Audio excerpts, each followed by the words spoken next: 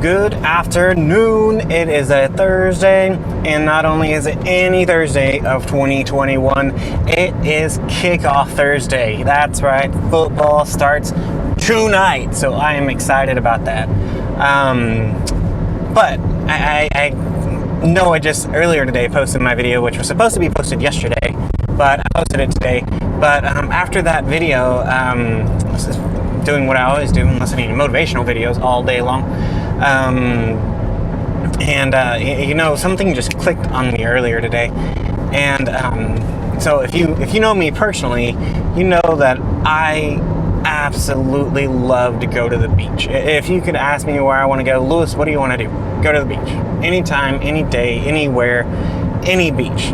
Now, my all-time favorite beach, which is the one that I like to go to the most, not necessarily just because it's the best beach in the world, but it's the one that I've been to that I enjoy the most. It's South Padre Island, and I absolutely love going to South Padre Island. The feel of it, the vibe, just the experience, everything is just so different there. Now, saying that, I've been going to South Padre Island for I don't know how long. When I was young, we started going, and it's just been something that's always been there for me. I always like to call it my second home because that's where I feel most at peace.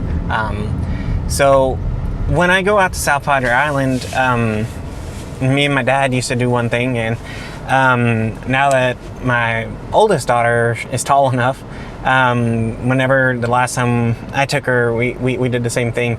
And at South Padre Island, at the point of the beach that we always go to, there's a bit of a sandbar that goes a little bit deeper in, and me mentally, I know that it's there.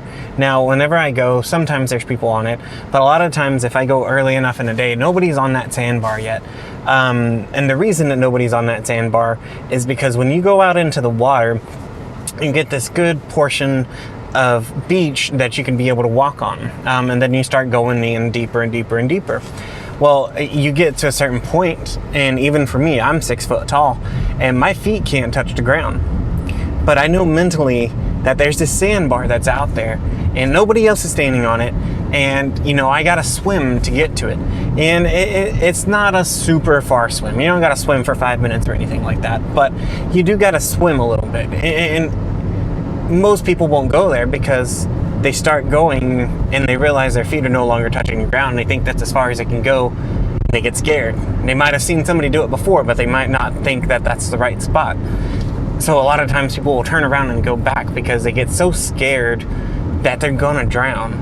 And mentally, I know that sandbar is there. And every time that I go to it, for the first time, for every trip that I go out there, I always have a bit of a scared moment when I'm going to that sandbar, because your feet can't touch the ground. You're really relying on your own swimming skills, and sometimes I'll go out without any kind of flotation devices or anything. Sometimes I'll take my little boogie board, and sometimes I just go by myself.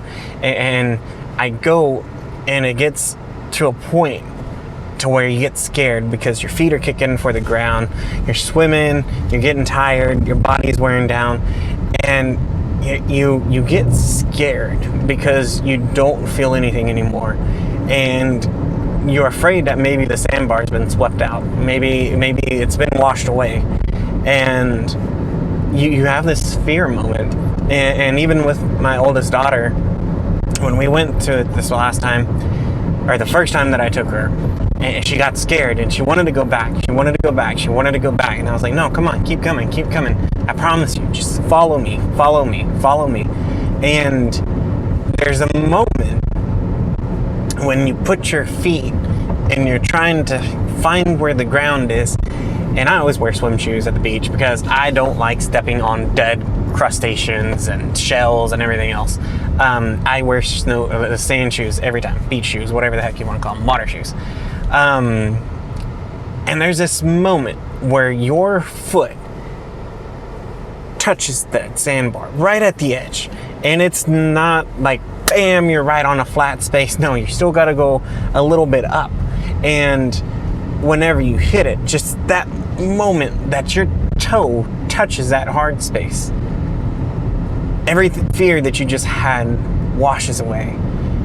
And then you get onto the sandbar. Well, now you kind of got to walk up the sandbar a little bit because it's, remember, it's deep, and now you're starting to go up. And you start walking up, and then you hit another part that drops down again, and people get scared there, and they think, okay, well, this is a sandbar, that's as far as I can go. But then if you go just a little bit further, you get to this awesome little spot, and it's mostly evacuated because nobody's able to go out there. Everybody's afraid to be there. And once you get there, you realize that everybody else was so scared to do it, but now you're on it. And the only people that will show you it are people that know it's there. It's people that had a vision and they can see it. And, you know, being a business person and being my own small business, you know, there's things that I see inside of my head and nobody else can see it. Nobody else knows that it's there. And if I try to explain it to anybody, they just kind of look at me like I'm crazy. Just like when I'm at that beach and I'm going out to that sandbar, people look at me like I'm crazy. Like, what the hell is that guy doing? And then they see me on that ledge in that bar, and they're like, how the hell did he get out there? What the hell? Like, there's no, what is he doing? But it's having that vision, being able to see that, because you gotta know what you're aiming for.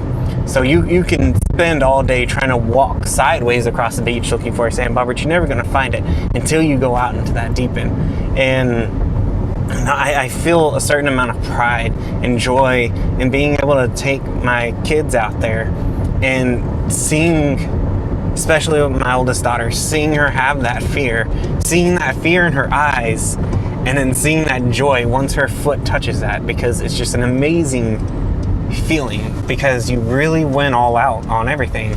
And you gotta be careful of who's watching you, because if at any point I was trying to get to that sandbar and I decided that I couldn't find it and I got too scared and I turned back, guess what?